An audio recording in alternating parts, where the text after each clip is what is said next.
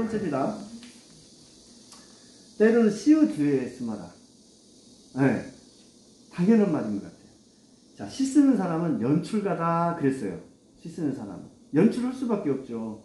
자기가 배우도 되고 자기가 지휘도 해야 되고 자기가 극본도 쓰고 다 그래야 돼요. 그래서 이제 대체적으로 디렉터라고 그래요. 연출가를 디렉터. 그러면은 그 속에 등장인물들이나 배우가 마음에 들지 않거든 내가 뛰어들어서 이제 제 3인칭으로 가다가 1인칭으로 다시 갈 수 있죠. 멋있는 시를 쓸 수가 있는 겁니다. 그 뜻입니다. 우리 새들의 역사, 어떤 인칭 속에 나오는 새들의 역사, 새들의 역사를 우리 김선아 선생님께서 낭독해 드리겠습니다. 새들의 역사 최금진. 우리 집안 남자들은 난생설화 속에서 태어나기 때문에 배꼽이 없다. 그러니 탯줄 없는 남자들을 무슨 수로 잡아매나. 밤하늘엔 연줄 끊어진 연들처럼 별들이 떠돌고 우리 집 나그네라는 우리 친척 여자들의 말 속에는 모계사회의 전통 가옥과 거미줄과 삐걱거리는 빈마루뿐. 멀리 강원도 탄광에 갔다가 돌아오지 않는 우리 당숙도 죽어가는 새가 되어 가지 않고 날마다 숙모의 꿈속에 내려와 운다.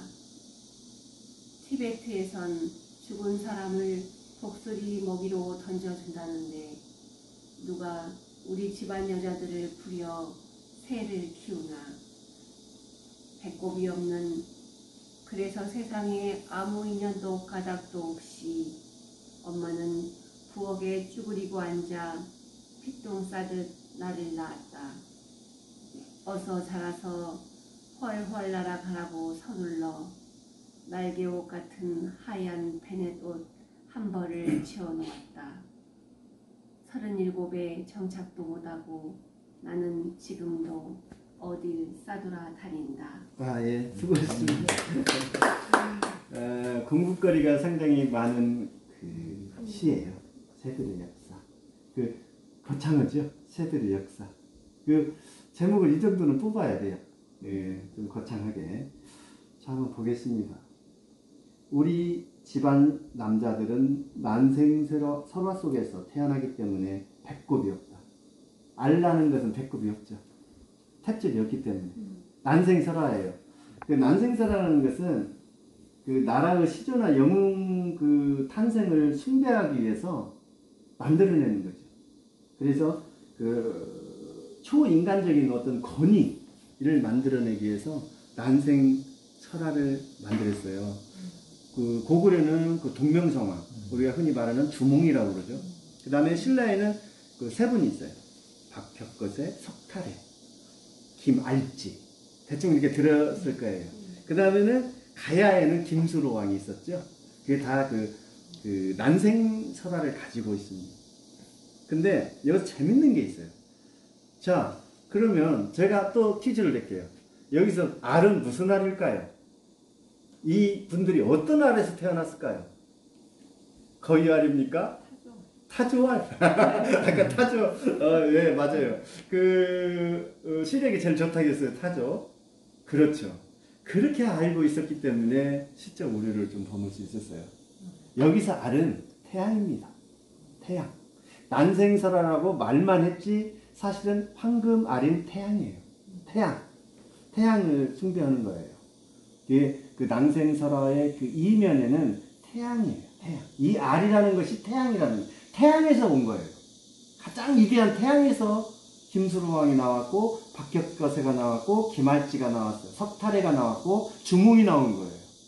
이 사상은 우리나라뿐만 아니라 이집트나 잉카 문명, 거기서도 다 태양신을 숭배하는 것은 다 알을 얘기하는 겁니다. 사람을 권위를 가지고 다스리기 위해서는 그게 분명히 있어야 되거든요.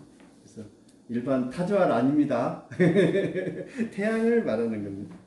그러니 탯줄 없는 남자들을 무슨 수로 잡아먹였어요? 못 잡아먹죠.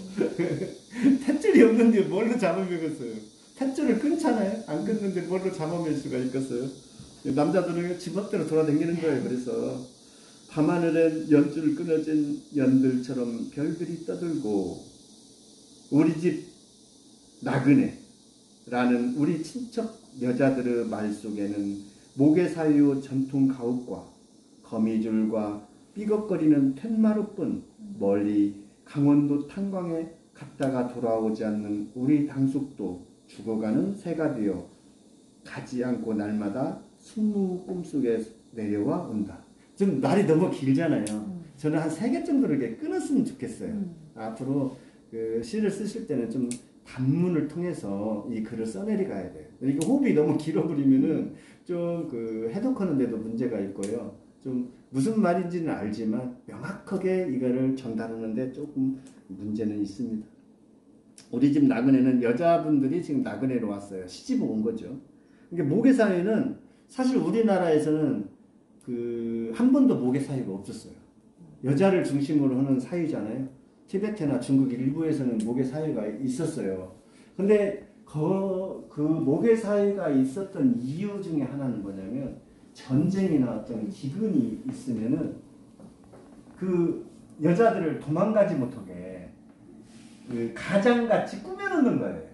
실질적인 남자들 다 하고 그 여자가 통치하는 것처럼 이게 만들어 놓는 거예요. 도망가지 못하게. 그래서 자손의 그 대를 잇기 위해서 모계사회를 했는데 대체적으로 사람은 그 모계사회가 거의 없고요. 지금도 이제 몇 부족에서는 있다고 그래요. 근데 있다고 하는데 동물 있잖아요. 동물은 대개가 다 모계사회입니다. 동물은 원숭이든 사냥이든 거의 다 모계사회라고 거의 모계사회입니다.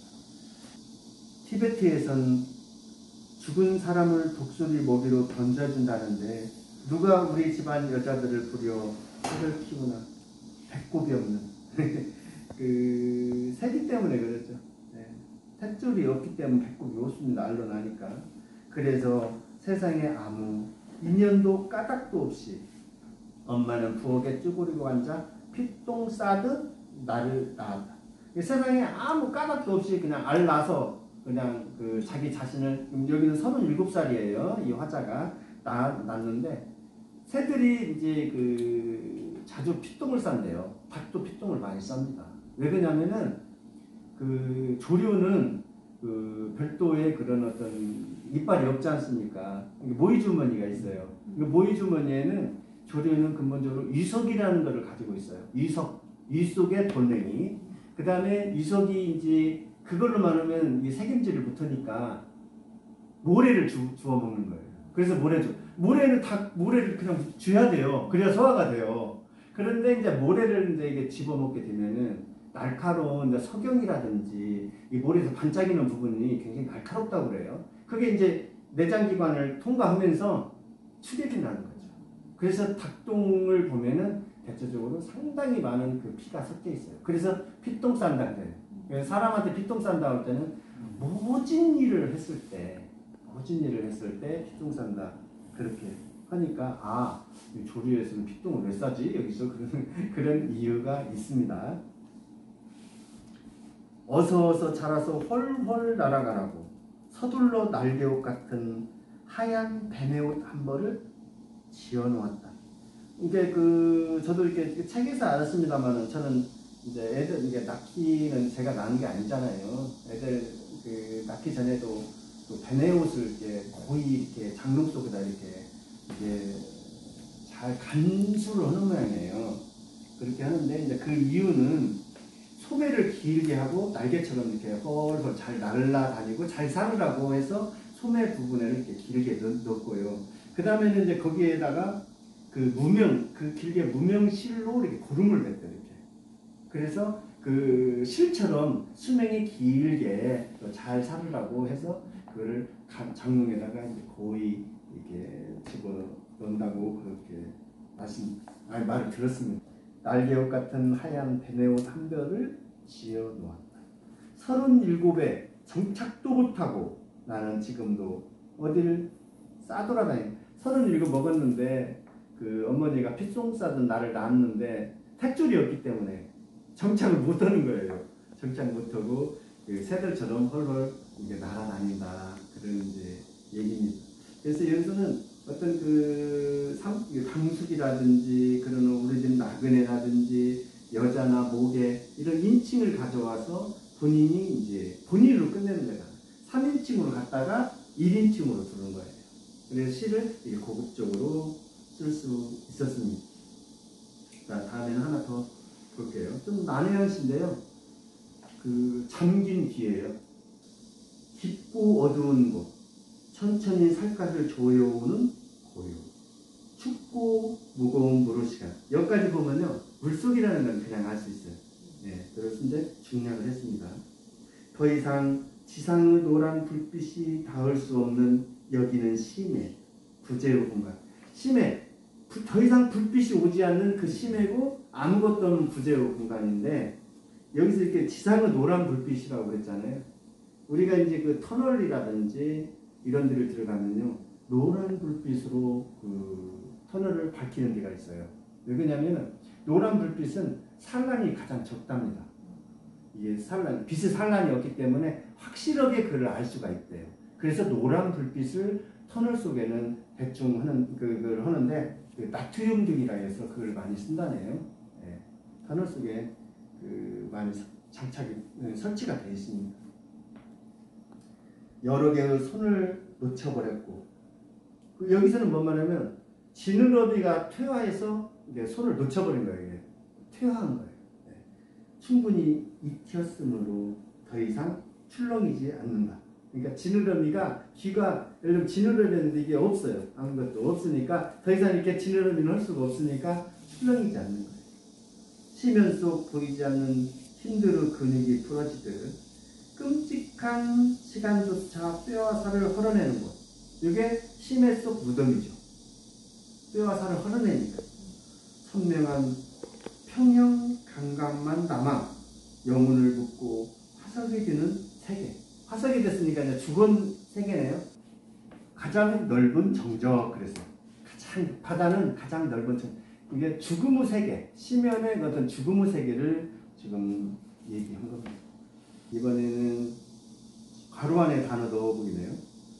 불면입니다. 잠을 못 자는데 그럴 때일수록 좀 제일로 좋은 그 식품 제가 몇 가지 알아봤는데요. 제일로 좋은 것이 바나나랍니다. 바나나. 일단 바나나는 촌에서 노동을 하잖아요. 일을 하고 나서는요, 새참 때도 바나나를 먹는 게 좋고요.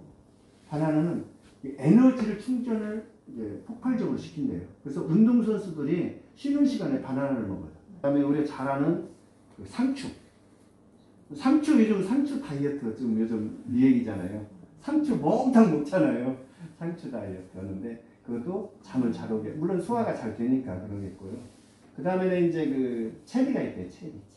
네, 체리도 잠을 잘 오게 하고요. 따뜻한 우유.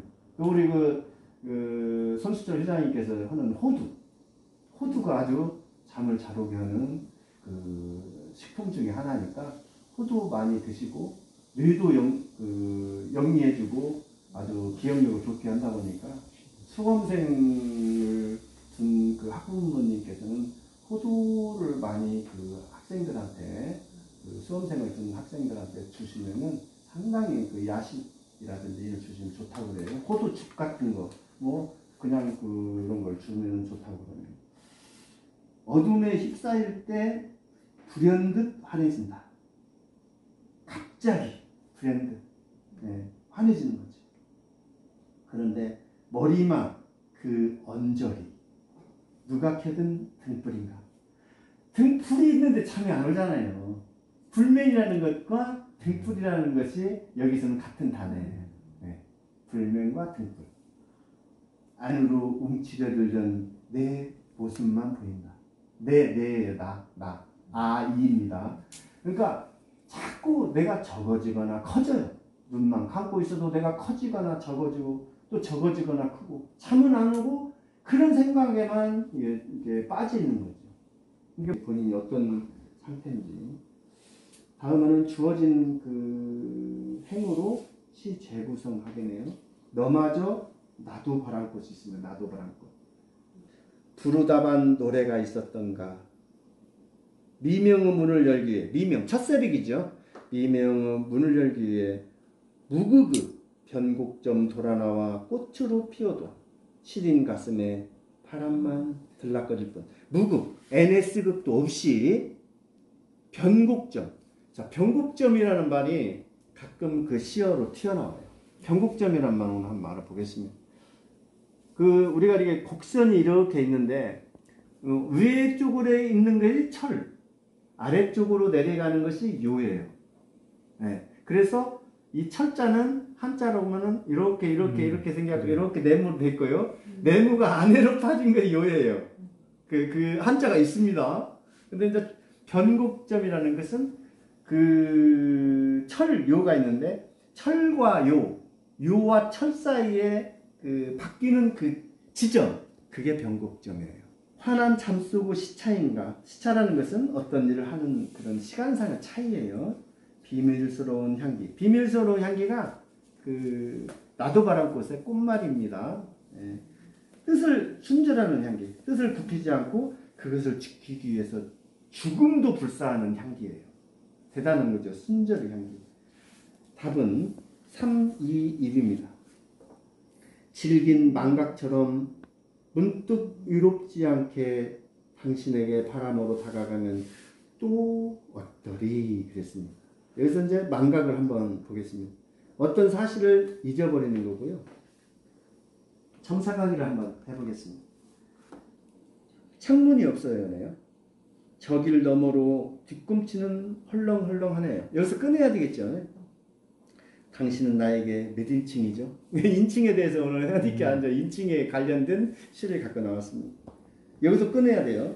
오늘 날씨는 어제보다 딱딱합니다. 딱딱하다는 것보다는 어제보다 건조합니다. 건조합니다. 세모라고 말하면 세모라고 알아들어요.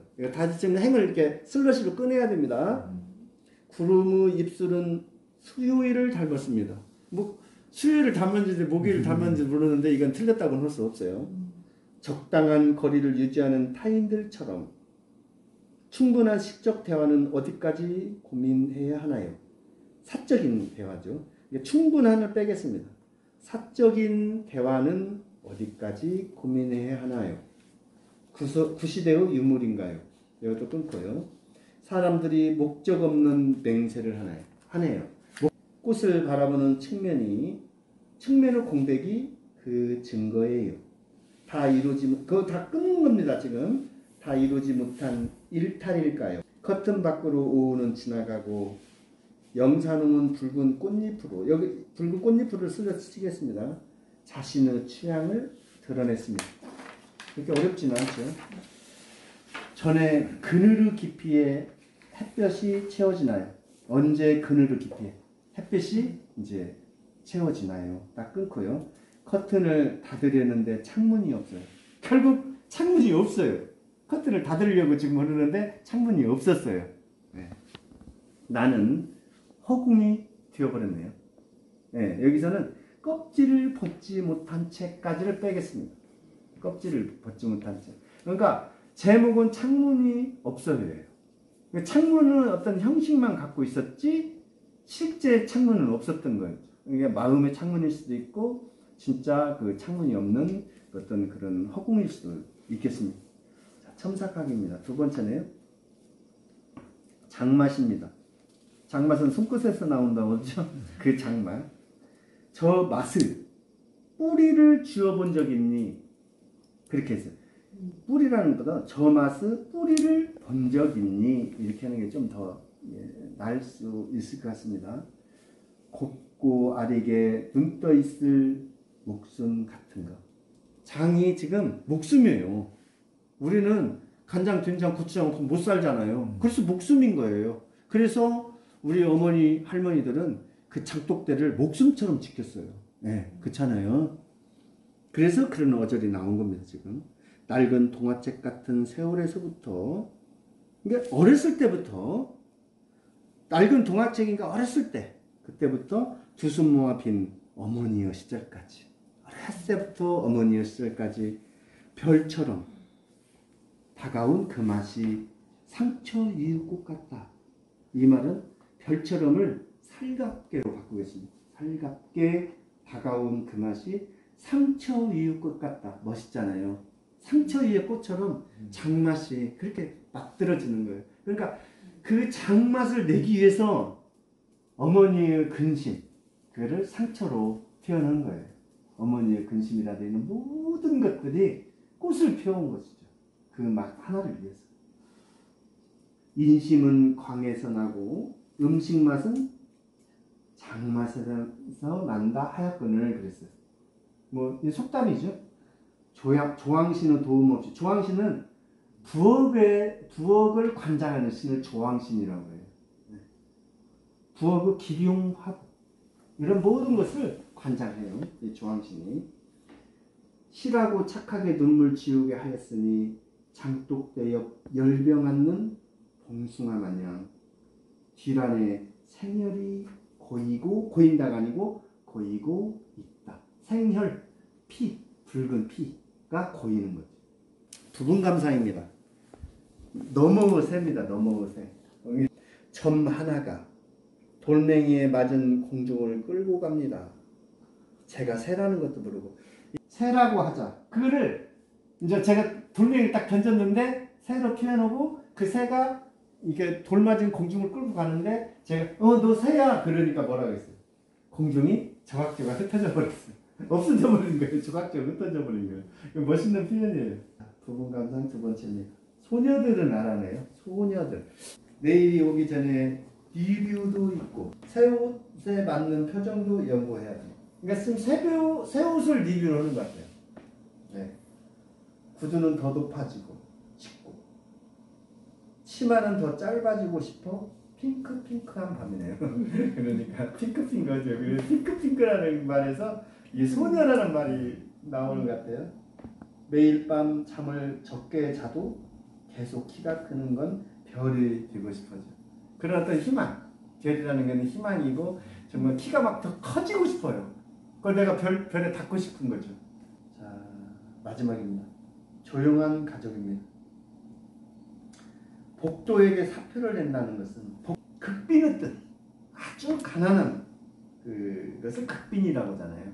복도에다가 회사에다 사표를 내야 하는데 복도에다 내버리니까 진짜 극도로 마음이라든지 이런 모든 것이 극도로 이렇게 안 돼 있는 상태잖아요. 담을 뛰어넘는다는 것은 밑층으로는 1층으로는 의미를 가진다. 그러니까 이게는 1층이라는 건 뭐냐면요. 제가 생각한 건데 이게 노숙자입니다. 노숙자. 1층. 자, 지금 회사가 2층이었어요. 2층 했는데 2층 가기 싫으니까 이제 회사 이제 안 다닌다고 복도에다 사표를 내버리고 이제 1층으로 이제 왔어요. 1층으로 왔다는 것은 여기서는 노숙자 생각. 여기는 왜 노숙이라고 볼 수 있냐면 이제 극빈이라는 단어가 나오기 때문에 노숙이라는 그렇게 의미를 알 수가 있습니다. 오늘은 시적 체험과 상상력을 알아봤어요. 여기까지 수업 마치겠습니다.